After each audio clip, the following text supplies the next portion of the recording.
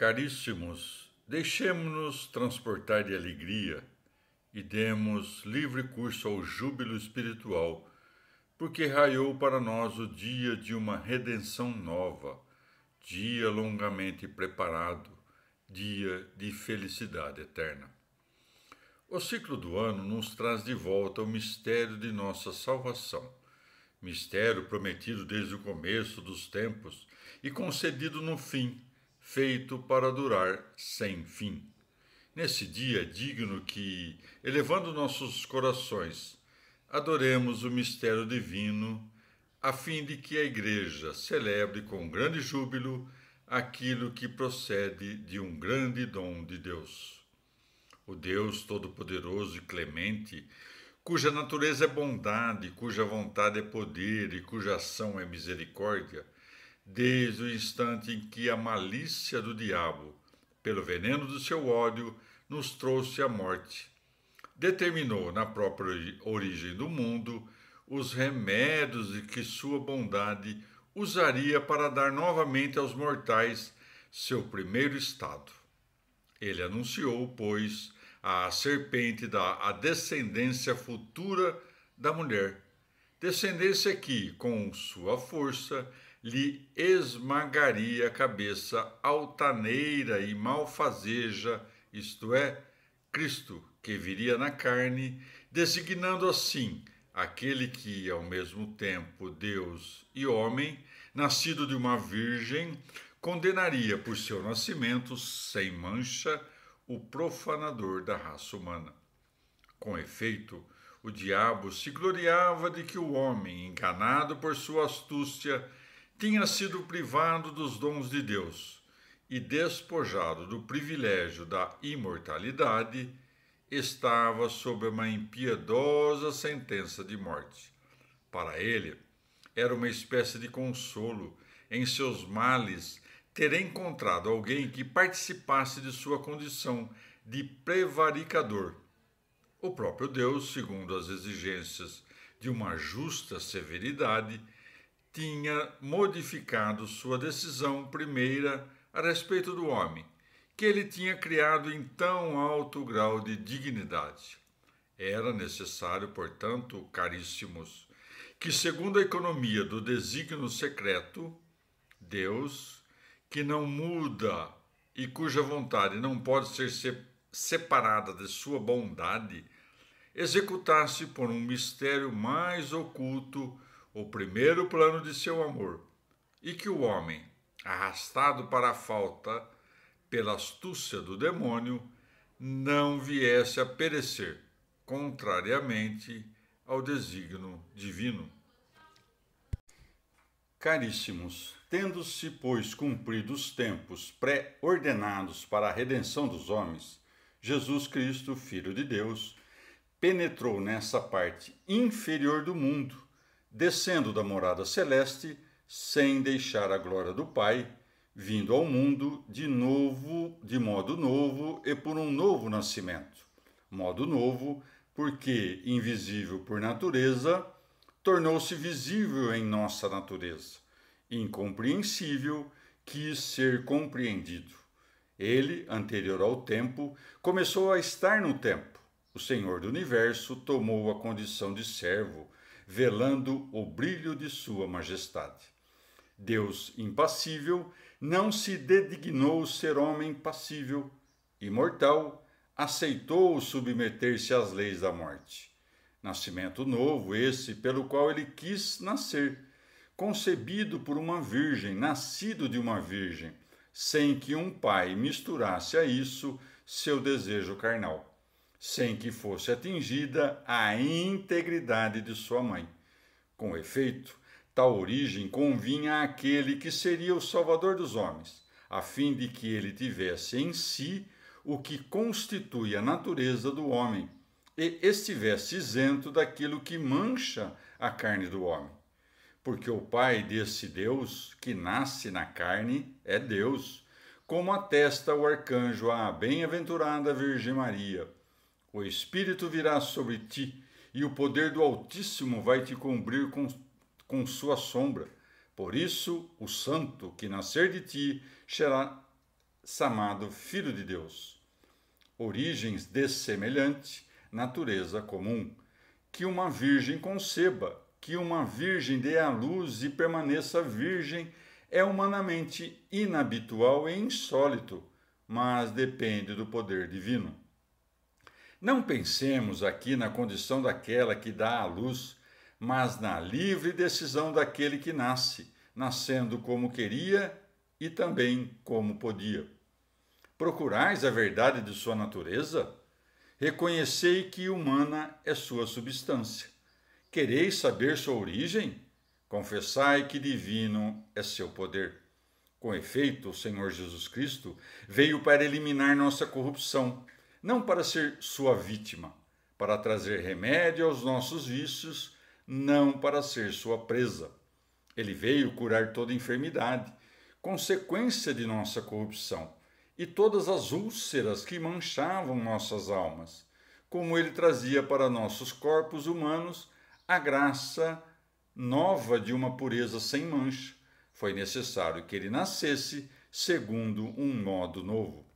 Foi necessário, com efeito, que a integridade do filho preservasse a virgindade sem exemplo de sua mãe, e que o poder do Espírito, derramado sobre ela, mantivesse intacto esse recinto sagrado da castidade e essa mansão da santidade, na qual ele se comprazia, porque ele tinha decidido elevar o que era desprezado, restaurar o que estava quebrado e dotar o pudor de uma força múltipla para dominar as seduções da carne, a fim de que a virgindade, incompatível nas outras com a transmissão da vida, se tornassem para as outras graça imitável ao renascerem.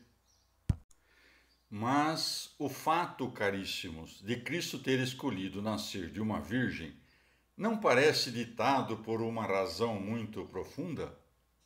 Isto é, que o diabo ignorasse que a salvação tinha nascido para o gênero humano e, escapando-lhe que a concepção era devida ao Espírito, acreditasse que não tinha nascido diferente dos outros, aquele que ele não via diferente dos outros.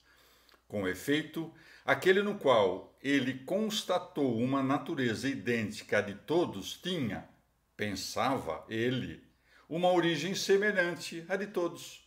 Ele não compreendeu que estava livre dos laços do pecado, aquele que ele não viu isento das fraquezas da mortalidade. Porque Deus, em sua justiça e em sua misericórdia, dispunha de muitos meios para elevar o gênero humano. Preferiu escolher, para isso, a via que lhe permitisse destruir a obra do diabo, apelando não a uma intervenção de poder, mas a uma razão de equidade. Por quê? Não sem fundamento, o antigo inimigo, em seu orgulho, reivindicava direitos de tirano sobre todos os homens, e não sem razão, oprimia sob seu domínio aqueles que ele tinha prendido ao serviço de sua vontade, depois que eles, por si mesmos, tinham desobedecido ao mandamento de Deus. Por isso, não era de acordo com as regras da justiça que ele cessasse de ter o gênero humano como escravo, como o tinha desde a origem, a não ser que fosse vencido por meio do que ele mesmo tinha reduzido à servidão. Para esse fim, Cristo foi concebido de uma virgem, sem intervenção de homem, de uma virgem fecundada não por uma união carnal, mas pelo Espírito Santo. E enquanto em todas as mães a concepção não se dá sem a mancha do pecado, essa mulher encontrou sua purificação no próprio fato de conceber. Porque onde não intervém o sêmen paterno, o princípio manchado de pecado não vem misturar-se. A virgindade inviolada da mãe ficou isenta da concupiscência e forneceu a substância carnal. O que foi tomado da mãe do Senhor foi a natureza, não a falta. A natureza do servo foi criada sem aquilo que fazia dela uma natureza de escravo, porque o homem novo foi ungido ao antigo de modo tal que tomou toda a verdade de sua raça, excluindo o que viciava sua origem. Quando, pois, o Salvador misericordioso e onipotente dispunha os primeiros momentos de sua união com o homem, ocultando sob o véu de nossa fraqueza o poder da divindade, inseparável do homem que ele fazia seu, a perfídia de um inimigo seguro de si se viu frustrada, porque ele não pensou que o nascimento da criança, gerada para a salvação do gênero humano, não lhe estava sujeito como o estava o de todos os recém-nascidos. Com efeito, ele ouviu vagindo e chorando, viu-o envolto em panos, submetido à circuncisão e resgatado pela oferenda do sacrifício legal. Mais tarde, reconheceu os progressos normais da infância e até na idade adulta nenhuma dúvida lhe aflorou sobre o desenvolvimento conforme a natureza.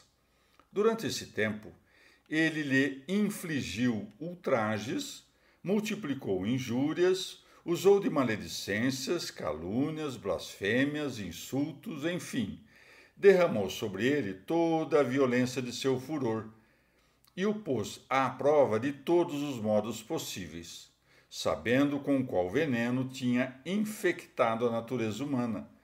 Ele jamais pôde crer que fosse isento da falta inicial aquele que, por tantos indícios, ele reconhecia por um mortal.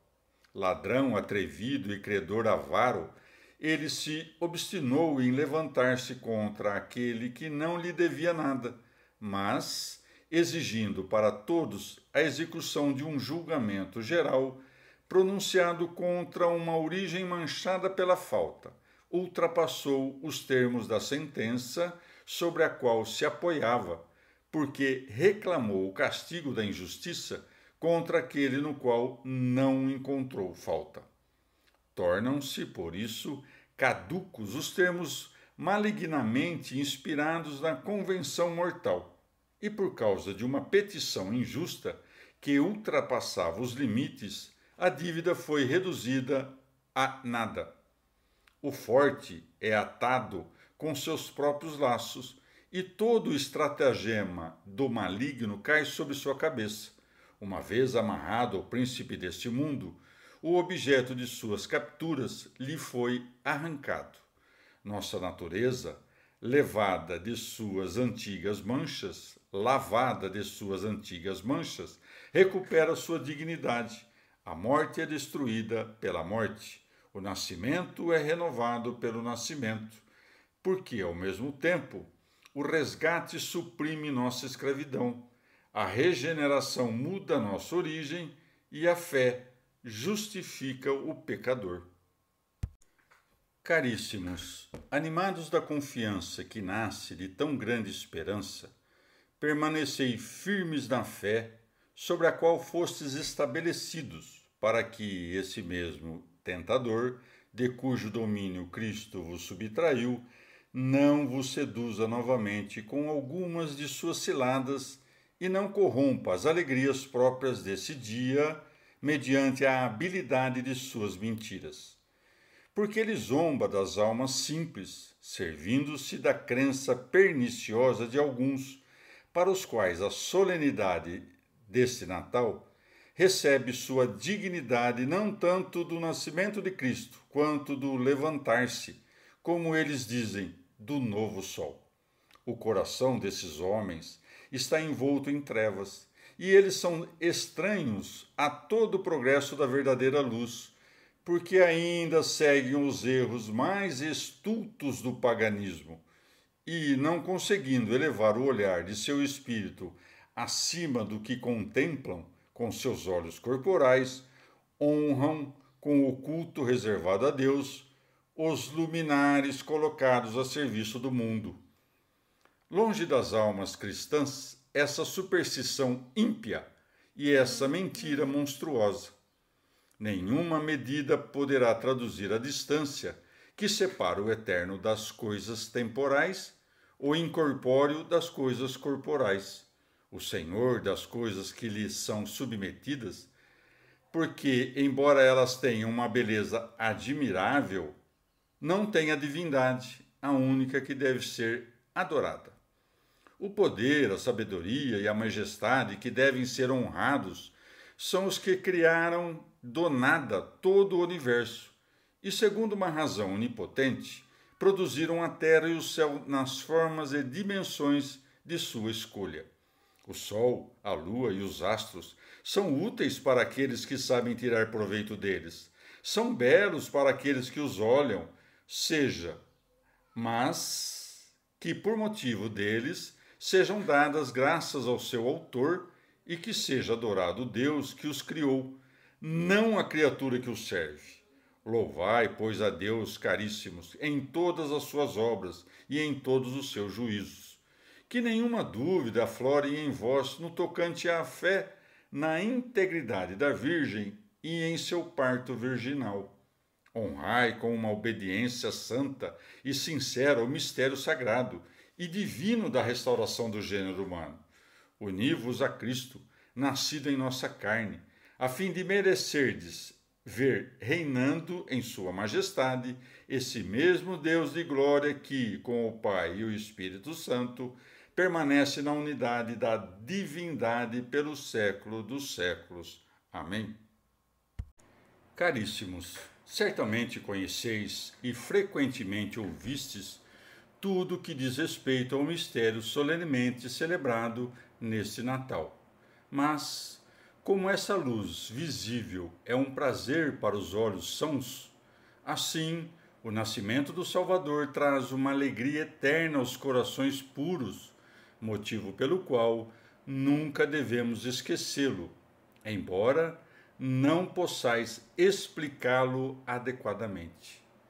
Porque cremos que as palavras "quem relatará sua geração" se referem não só ao mistério segundo o qual o Filho de Deus é coeterno com o Pai, mas também ao nascimento pelo qual o Verbo se fez carne. Deus, pois, Filho de Deus, igual ao Pai, e tendo do Pai a mesma natureza que o Pai, Criador e Senhor do universo, todo presente em toda parte e todo excedendo tudo no curso dos tempos, que se escoam como ele mesmo dispôs, escolheu esse dia para nascer da bem-aventurada Virgem Maria para a salvação do mundo. Assim agindo, ele deixou intacta a virgindade de sua mãe, virgindade que, não violada por esse nascimento, não fora profanada pela concepção, a fim de que se cumprisse, como diz o evangelista, o que o Senhor tinha dito pelo profeta Isaías: Eis que a Virgem conceberá e dará à luz um filho, e o chamarão com o nome de Emanuel, o que, traduzindo, significa Deus está conosco. Com efeito, por esse admirável nascimento, a Virgem Santa pôs no mundo uma única pessoa, verdadeiramente humana e verdadeiramente divina, porque as duas substâncias não conservaram suas propriedades de tal maneira que se possa fazer nelas distinção de pessoas, nem se pode dizer que a criatura tenha sido tomada e associada a seu Criador, de tal forma que ele fosse o habitante e ela a habitação, mas de modo que uma natureza se misturasse com a outra, e embora seja uma a recebida, a outra que a recebe, a sua diversidade se encontra em tal unidade que é um só e mesmo Filho, que, enquanto verdadeiro homem, se diz inferior ao Pai, e enquanto verdadeiramente Deus, se declara igual ao Pai. Caríssimos, essa unidade, na qual a criatura está estreitamente unida ao Criador, A cegueira dos arianos não pôde vê-la com os olhos da inteligência, porque, não crendo que o Filho único de Deus tem a mesma glória e é da mesma substância que o Pai, disseram que a divindade do Filho é menor, argumentando daquilo que deveria ser referido à condição de servo. Ora, o próprio Filho de Deus, para mostrar que essa condição não era de uma pessoa distinta ou diferente, diz nessa condição: o Pai é maior do que eu. E na mesma condição, o Pai e eu somos um. Com efeito, na condição de servo que ele tomou no fim dos séculos para nos renovar, ele é inferior ao Pai. Mas na condição de Deus, que era a sua antes dos séculos, ele é igual ao Pai. Em seu abaixamento humano, ele se tornou filho de mulher e sujeito à lei, mas em sua majestade divina, ele permanece o Verbo de Deus, pelo qual todas as coisas foram feitas. Assim, aquele que, em sua condição de Deus, fez o homem. Em sua condição de servo, se fez homem, mas um com o outro é Deus, pelo poder da natureza que assume. Um com o outro é homem pela humildade da natureza assumida. Com efeito, cada natureza conserva o que lhe é próprio, sem diminuição. Como a condição de Deus não suprime a condição de servo não diminui a condição de Deus. Por isso, o mistério da união da força com a fraqueza, considerada a natureza humana, permite dizer que o Filho é inferior ao Pai, mas a divindade, que é una na trindade do Pai, do Filho e do Espírito Santo, exclui toda a ideia de desigualdades. Aqui, a eternidade não tem nada de temporal e a natureza não tem nada de dessemelhante. Aqui há uma só vontade, uma mesma substância e um poder igual. Não são três deuses, mas um só Deus, porque verdadeira e indissolúvel é a unidade, onde não pode haver diversidade. Portanto, na natureza completa e perfeita de verdadeiro homem nasceu o verdadeiro Deus, todo no que lhe pertence, todo no que é nosso. Dizemos nosso, aquilo que o Criador pôs em nós desde a origem e que ele assumiu para reparar, porque daquilo que o espírito enganador introduziu e que o homem enganado aceitou, não há nenhum traço do Salvador. E pelo fato de ter aceito participar das fraquezas humanas, ele não teve parte em nossas faltas. Ele assumiu a condição de servo sem a mancha do pecado. Elevando a humanidade, ele não diminuiu a divindade, porque o aniquilamento pelo qual o invisível se tornou visível foi abaixamento de sua misericórdia, não falta de poder. Para nos reconduzir de nosso cativeiro original e dos erros do mundo para a felicidade eterna, ele desceu, pois, até nós, uma vez que não podíamos subir até ele. Embora houvesse entre os homens muito amor à verdade, a diversidade das opiniões incertas era enganada pela astúcia dos demônios, e uma ciência de nome falso arrastava a ignorância humana para doutrinas variadas e antagônicas. Para eliminar esses jogos faliciosos, pelos quais as almas feitas prisioneiras eram escravas do diabo, inflado de orgulho, o ensinamento da lei não era suficiente, nem nossa natureza podia ser restaurada só pelas exortações dos profetas. Era necessário que as instruções morais se juntassem à realidade da redenção e que a nossa origem, viciada desde o começo, renascesse com novos começos. Para reconciliar os homens, era necessário que fosse oferecida uma vítima e que ela fosse de nossa raça. mas isenta de nossa corrupção.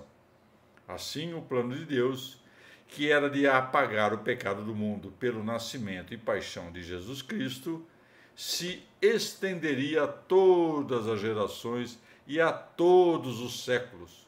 E os mistérios, variados segundo os tempos, não nos perturbariam, mas nos confirmariam, uma vez que a fé que nos faz viver não muda com os tempos. Que cessem, pois, as queixas daqueles que, com ímpias murmurações, criticam os planos divinos, alegando como pretexto o retardamento do nascimento do Senhor, como se o que se realizou na última idade do mundo não tivesse sido em benefício também dos séculos passados. Com efeito, o que a encarnação do Verbo trouxe dizia respeito tanto ao passado como ao futuro, e em nenhuma época, por mais recuada que seja, foi privada do sacramento da salvação dos homens.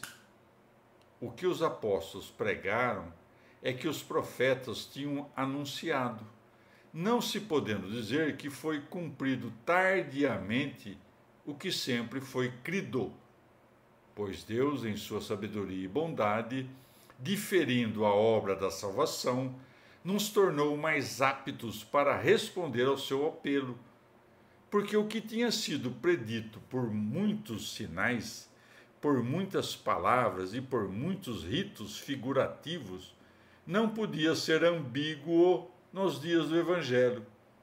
E o nascimento do Salvador, que ultrapassaria os milagres e toda a capacidade do entendimento humano, geraria em nós uma fé tanto mais firme quanto mais antigos e mais frequentes tinham sido os anúncios que a precederam. Não é, pois, verdade que Deus proveu as coisas humanas, mudando de desígnio e movido por uma misericórdia tardia, uma vez que, desde a criação do mundo, ele decretou para todos uma só e mesma via de salvação. Com efeito, a graça de Deus, fonte constante e universal de justificação para os santos, cresceu e não começou quando Cristo nasceu. Esse mistério de um grande amor que agora enche o mundo inteiro foi tão poderoso também em seus sinais precursores, que aqueles que acreditaram quando ele era prometido não foram menos beneficiados do que aqueles que o receberam quando ele foi dado. Por isso, caríssimos, uma vez que foi com uma bondade evidente que tão grandes riquezas da divina beneficência foram difundidas sobre nós, enquanto, chamados desde a eternidade, não só temos o útil socorro dos exemplos do passado, mas também vimos aparecer a própria verdade numa forma visível e corporal. É para nós um dever celebrar o dia do nascimento do Senhor com uma alegria que não seja morosa nem carnal. Ora, cada um fará isso dignamente e com zelo, se lembrar de que qual corpo é membro e a qual cabeça está ligado. Que cada um tome cuidado para não ser uma peça mal adaptada e sem ligação com o edifício sagrado. Caríssimos, considerai e, graças à luz do Espírito Santo, sabei discernir quem é aquele que nos recebeu em si e que nós recebemos em nós. Pois, como o Senhor Jesus se tornou carne nossa, nascendo, nós nos tornamos corpo dele, renascendo. Por isso somos membros de Cristo e templos do Espírito Santo, razão pela qual diz o apóstolo Paulo: glorificai e trazei a Deus em vossos corpos. A esse Deus que, propondo-nos o exemplo de sua benevolência e de sua humildade, nos encheu da mesma virtude pela qual nos remiu, segundo a promessa do Senhor. Vinde a mim todos os que estáis cansados, sob o peso do vosso fardo, e eu vos darei descanso. Tomai sobre vós o meu jugo, e aprendei de mim, porque eu sou manso e humilde de coração, e encontrareis descanso para vossas almas. Aceitemos, portanto, o jugo da verdade, a fim de sermos governados por ela, jugo que não é pesado nem penoso, e sejamos semelhantes a ele em sua humildade, se quereis ser semelhantes a ele em sua glória, ajudando-nos ele e conduzindo-nos para a obtenção do que ele prometeu, porque em sua grande misericórdia ele tem o poder de apagar nossos pecados e de completar seus dons em nós. Ele, Jesus Cristo, nosso Senhor, que vive e reina pelos séculos dos séculos. Amém. Caríssimos, sem dúvida, a bondade divina sempre cuidou do bem do gênero humano, e isso de vários modos, e misericordiosamente concedeu os múltiplos benefícios de sua providência a todos os séculos passados. Entretanto, nos últimos tempos, ela ultrapassou toda a abundância da benignidade habitual, a saber, quando em Cristo a misericórdia desceu aos pecadores, a verdade aos desviados, a vida aos mortos, de modo que o Verbo, coeterno com o Pai e igual a ele, assumiu a humildade de nossa natureza para uni-la à sua divindade. E Deus, nascido de Deus, nasceu como ser humano de um ser humano. É verdade que a promessa foi feita desde a criação do mundo e que a profecia foi constantemente repetida por tantos sinais, atos e palavras. Mas que porção da humanidade essas figuras e esses mistérios ocultos teriam salvo se Cristo, por sua vinda, não tivesse cumprido esses anúncios distantes e velados, e se aquilo que outrora foi proveitoso em promessa para alguns crentes não o tivesse sido por seu cumprimento para inúmeros fiéis? Agora não somos mais conduzidos à fé por sinais e imagens, porque, confirmados pela narração evangélica, adoramos o que cremos realizado. Os testemunhos proféticos contribuem para nos instruir, de modo que não temos nenhuma dúvida sobre o que sabemos ter sido anunciado por tão grandes oráculos. Pois, ora, é o Senhor que diz a Abraão: por tua posteridade serão abençoadas todas as nações. Ora, é Davi, que, animado do espírito profético, celebra a promessa divina. O Senhor jurou a Davi uma verdade, que jamais desmentirá.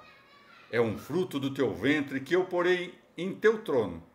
É ainda o mesmo Senhor que diz por Isaías: eis que a Virgem conceberá e dará à luz um filho, e por-lhe-ão o nome de Emanuel, o que significa Deus conosco.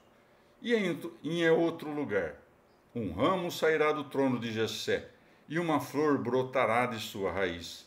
Nesse ramo foi anunciada, sem nenhuma dúvida, a bem-aventurada Virgem Maria, a qual, nascida do trono de Jessé e de Davi, e fecundada pelo Espírito Santo, de seu seio materno, mas num parto virginal, pôs no mundo uma nova flor da natureza humana. Que os justos exultem, pois, de alegria no Senhor, e os corações fiéis no louvor de Deus. Os filhos dos homens proclamem suas maravilhas, porque é principalmente por essa obra de Deus que conhecemos o grande preço que o nosso Criador deu à nossa baixeza. Ele, que já tinha dado muito ao gênero humano em sua origem, criando-nos à sua imagem, concedeu muito mais em nossa restauração, unindo-se ele, o Senhor, à nossa condição servil. Sem dúvida, tudo que o Criador dispensa à sua criatura emana de uma só e mesma bondade. Não obstante, é menos surpreendente ver o homem elevar-se até o divino do que Deus abaixar-se até o humano. Ora, se o Deus onipotente não se tivesse dignado fazer isso, nenhuma espécie de justiça e nenhuma forma de sabedoria teriam podido arrancar o homem do cativeiro do diabo e do abismo da morte eterna. Porque a condenação permaneceria, passando de um para todos com o pecado, e a natureza, corrompida por causa da ferida mortal, não teria encontrado remédio, incapaz que era de mudar sua condição por suas próprias forças. Com efeito, o primeiro homem recebeu sua substância carnal da terra e foi animado por uma alma racional que seu Criador insuflou nele, a fim de que, vivendo à imagem e à semelhança de seu autor, conservasse os traços da bondade e da justiça de Deus, numa imitação admirável que os refletisse como um espelho. Se ele tivesse agido com perseverança em conformidade com esta incomparável dignidade concedida à sua natureza, observando a lei dada a ele, sua alma intacta teria conduzido à glória celeste até a parte dele que era seu corpo, tirado da terra. Mas, em sua irreflexão e para sua desgraça, ele acreditou num enganador invejoso e, aceitando os conselhos do orgulho, preferiu apoderar-se do aumento de honra que lhe estava reservado, em vez de merecê-lo. Por isso, não só ele, mas também toda a posteridade que estava nele ouviram esta sentença: Tu és terra, e para a terra voltarás. Portanto, como foi o terreno, tais serão os terrenos, e ninguém é imortal, porque ninguém é celeste. Para romper essa cadeia de pecado e de morte, o Filho Todo-Poderoso de Deus tomou em si uma natureza humana. Ele que enche tudo, que contém tudo, que em tudo é igual ao Pai, como o qual é coeterno numa única essência, a qual recebe dele e da qual participa com ele. Por isso, o Criador e Senhor de todas as coisas se dignou ser um dos mortais, depois de ter escolhido uma mãe que ele tinha feito e que, salvo a sua integridade virginal, forneceu-lhe somente a substância de seu corpo. Assim, cessado o contágio do sêmen humano, habitariam num homem novo a pureza e a verdade. Portanto, no Cristo, nascido de uma virgem, mesmo sendo o nascimento admirável, a natureza não é dessemelhante da nossa. De modo que, sendo verdadeiro Deus, ele é também verdadeiro homem, sem que haja mentira nas duas naturezas. O Verbo se fez carne, elevando a carne, não diminuindo a divindade. Esta aliou tão bem o poder à bondade que elevou nossa natureza, tomando-a e nada perdeu da sua, comunicando-a. No nascimento de Cristo, verificou a profecia de Davi. Da terra germinou a verdade e a justiça se inclinou do céu. Nesse nascimento, cumpriu-se também a palavra de Isaías, que a terra dê seu fruto e faça germinar o Salvador, e ao mesmo tempo se levante a justiça. A terra da natureza humana, maldita no primeiro prevaricador, produziu nesse único parto da Santa Virgem um germe abençoado e isento do vício de sua estirpe. Sua origem espiritual está adquirida para qualquer um na regeneração, e para todo homem que nasce de novo, a água do batismo é como o seio virginal. O mesmo Espírito que veio sobre a Virgem vem agora à fonte batismal. Assim, o pecado, que foi então aniquilado por uma santa concepção, aqui é tirado pela ablução mística. Totalmente estranho a esses mistérios, caríssimos, é o erro insensato dos maniqueus. Eles não participam de modo algum da regeneração de Cristo, porque negam seu nascimento corporal da Virgem Maria. Assim, não crendo na verdade de seu nascimento, não aceitam a verdade de sua paixão. E como não reconhecem ter sido ele verdadeiramente sepultado, negam que ele tenha verdadeiramente ressuscitado. Com efeito, uma vez empenhados na estrada íngreme de uma doutrina execrável, na qual tudo são trevas e solo escorregadio, de precipícios em precipícios cavados pelo eu, eles caem nos abismos da morte. E não encontram nada firme em que apoiar-se, porque, sem falar das torpezas imaginadas pelo diabo, comprazem-se até na festa principal de sua religião, na sujeira tanto dos corpos como das almas, como sua recente confissão deu a conhecer. Não conservando nem a integridade da fé, nem o pudor, eles se mostram tão ímpios em suas crenças quanto obscenos em suas cerimônias. Caríssimos, as outras heresias certamente merecem, em sua diversidade, ser condenadas.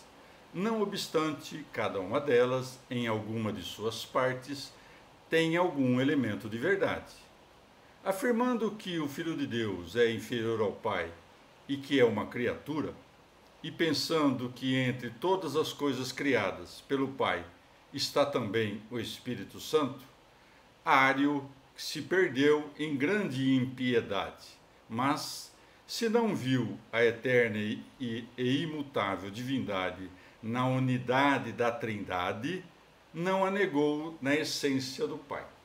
Macedônio, alheio à luz da verdade, não admitiu a divindade do Espírito Santo, mas confessou no Pai e no Filho um só poder e a mesma natureza. Sabélio, confundido por seu erro inextricável, reconheceu a inseparável unidade da essência no Pai, no Filho e no Espírito Santo, mas o que devia atribuir às três pessoas iguais, deu a uma só. Incapaz de compreender uma verdadeira trindade, acreditou numa só pessoa sob três nomes.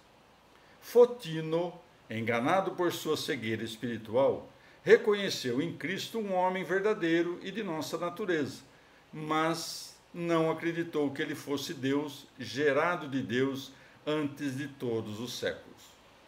Apolinário, sem firmeza na fé, acreditou que o Filho de Deus tomou um corpo de natureza humana, mas afirmou que nele não havia alma, sendo as funções dela exercidas pela divindade.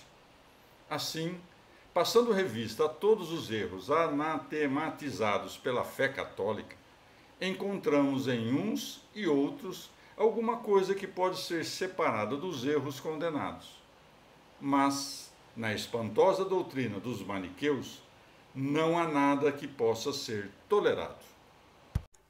Quanto a vós, caríssimos, aos quais só posso dirigir-me de modo mais conveniente, usando as palavras de São Pedro, raça eleita, sacerdócio real, nação santa, povo de sua particular propriedade, 1 Pedro 2,9, vós que fostes edificados sobre a pedra inabalável de Cristo, inseridos no Senhor nosso Salvador, pelo fato de ter ele assumido nossa carne, permanecei firmes na fé que professastes na presença de numerosas testemunhas e na qual, regenerados pela água e pelo Espírito Santo, recebestes a unção da salvação e o selo da vida eterna. Ademais, se alguém vos anunciar algo diferente do que aprendestes, seja anátema. Não deis a invenções ímpias o lugar que pertence à verdade luminosa. E tudo o que lerdes ou ouvirdes contrário à regra do símbolo católico e apostólico, considerai como absolutamente mortal e diabólico. Não vos deixeis enganar pelos artifícios ilusórios de jejuns fingidos e simulados, que levam não à purificação, mas à perda das almas. Aqueles que os praticam tomam aparências de piedade e de castidade, mas com esse estratagema encobrem as obscenidades dos seus atos e do interior do coração profano lançam dardos com os quais ferem os simples, de modo que, como diz o profeta, atiram ocultamente nos corações retos. Grande segurança é a fé íntegra, fé verdadeira, na qual nada pode ser aumentado nem diminuído por ninguém, porque se não for una, não será fé segundo o apóstolo. Um só Senhor, uma só fé, um só batismo, um só Deus e Pai de todos, que é sobre todos, por meio de todos, em todos nós. Inseri-vos, caríssimos, com o espírito inabalável, nessa unidade e nela segui toda a santidade, nela cumpri os preceitos do Senhor, porque sem a fé é impossível ser agradável a Deus, e sem ela nada é santo, nada é casto, nada é vivo, porque o justo viverá da fé. Aquele que, enganado pelo diabo, a perder vivendo, está morto, porque, como pela fé se obtém a justiça, também pela fé verdadeira se obtém a vida eterna. Como diz o Senhor Salvador, a vida eterna é esta, que eles te conheçam a ti, o único Deus verdadeiro, e aquele que enviaste, Jesus Cristo, o qual vos faça progredir e perseverar até o fim. Ele que vive e reina com o Pai e o Espírito Santo pelos séculos dos séculos. Amém.